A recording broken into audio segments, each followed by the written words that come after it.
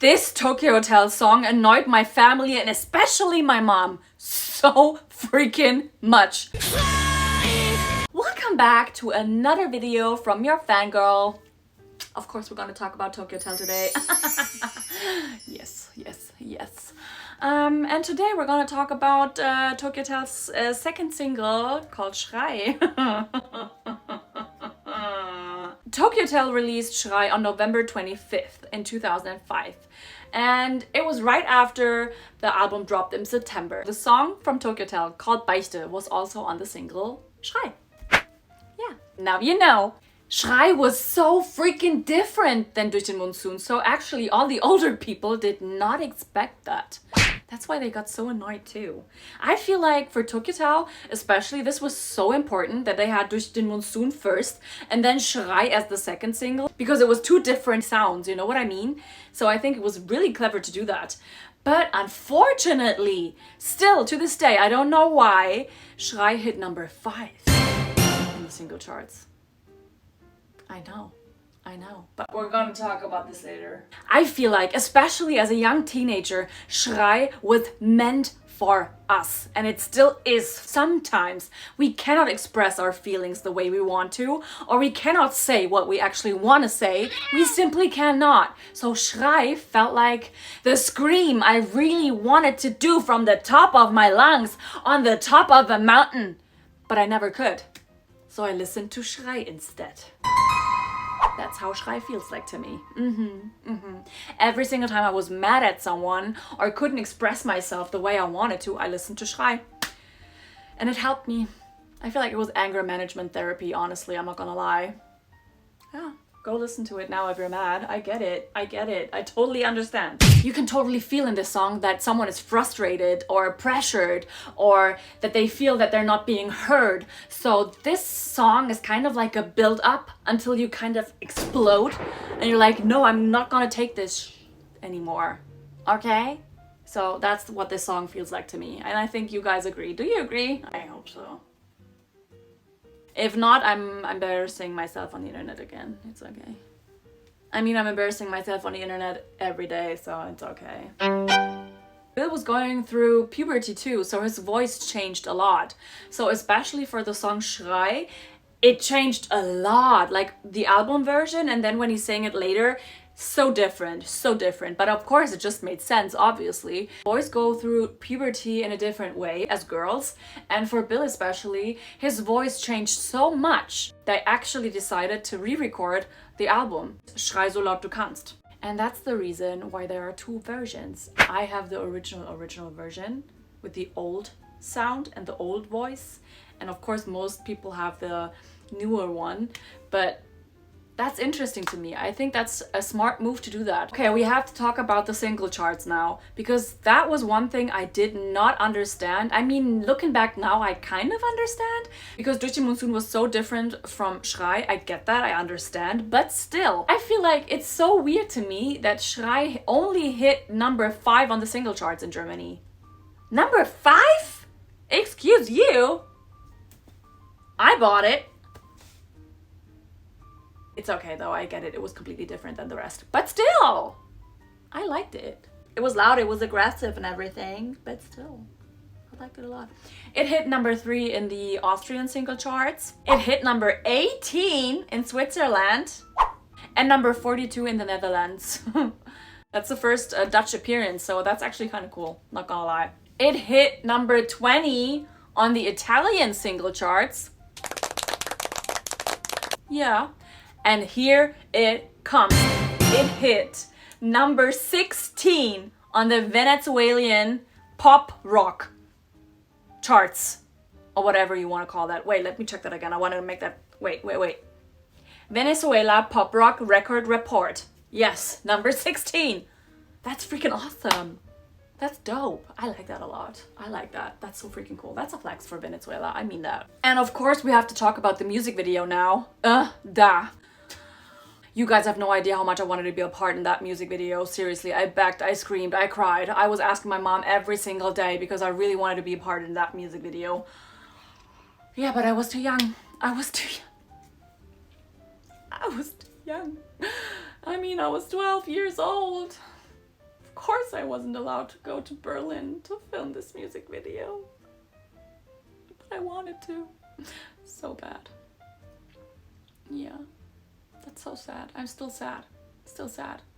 I sometimes just watch the music video and I'm like, I wanted to be a part so bad. How freaking cool was that? They just booked an old abandoned house, had like a crazy ass house party over there. Like when I was young, I thought, oh my god, every single house party looked like that. No, they didn't. They didn't. But I thought that's how every single house party is supposed to look like back then. Seriously, that's what I thought. So I was like, okay, so first of all, I missed meeting Tokyo Hotel. Second of all, I missed the craziest house party ever. Come on, Mom. I was so sad. And then also they had so much fun. They heard them perform. But still, it looked like so much fun. And the video was in black and white. How freaking cool is that? So yeah, I missed out on that one. It's okay though. It's okay. Yeah. And the thing is, it was so scandalous too. Because just think about it, like looking back on Durch den Monsun, you see the video, it was so like, so cute compared to Schrei. But what people forgot was that the timing was completely different. Tokyo Hotel wanted to be taken seriously. The next single was meant to be Schrei, obviously. And they tried a lot to like change the narrative a little bit. And I feel like for some people it worked, but not all of the people. A lot of grown-ups were actually making fun of the Schrei. They did that all the time. Like, especially my family. They were like, Schrei! I cannot hear it anymore. I don't want to hear this anymore. I don't want to hear this anymore. And I get it now. I get it. Like, imagine you have a young teenager at home, like freaking out every single day and like blasting Schrei every day for hours. Yeah, I mean, I understand. It's okay. I get it. But it was necessary, okay? That's how I expressed my feelings.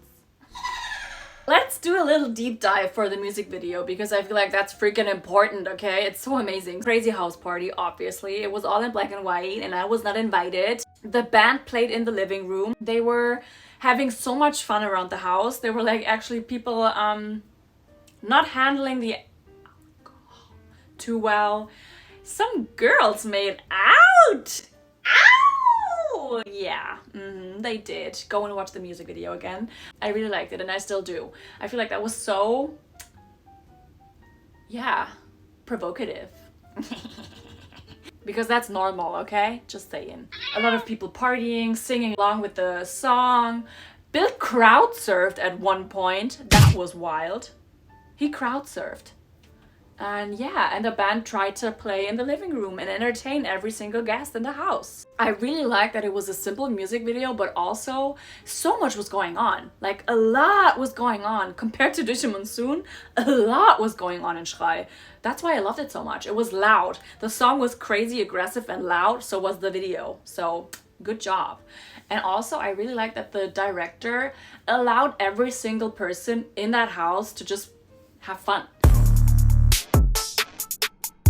So there was not a huge script. Of course, they had a concept and everything. In general, people were allowed to do whatever they wanted to do. As long as it was going along with the general script, do it. So the scene with the girls kissing was not planned. Not planned.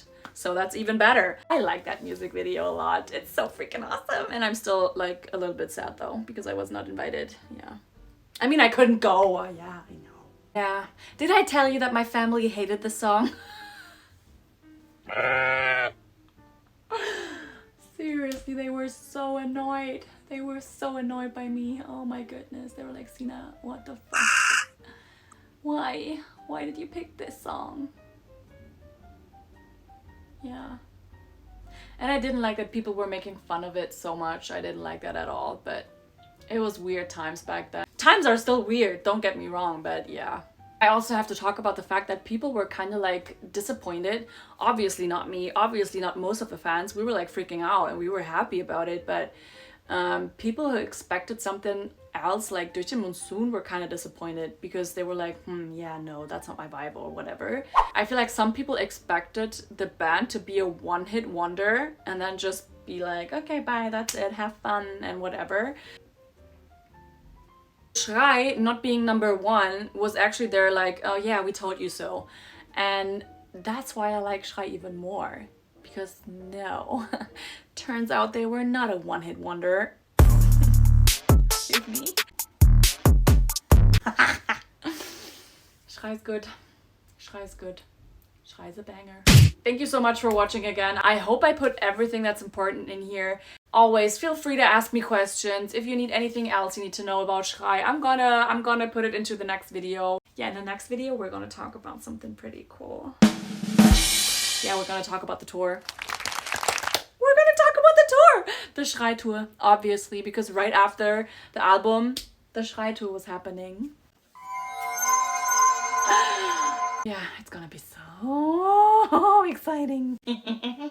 Thank you guys so much for watching again, because this is ridiculous. Sometimes I don't even know why you're listening to me. I don't understand it, but it's okay. As long as you think I'm funny, that's all that matters. Okay, I think I'm funny too. It's okay, never mind.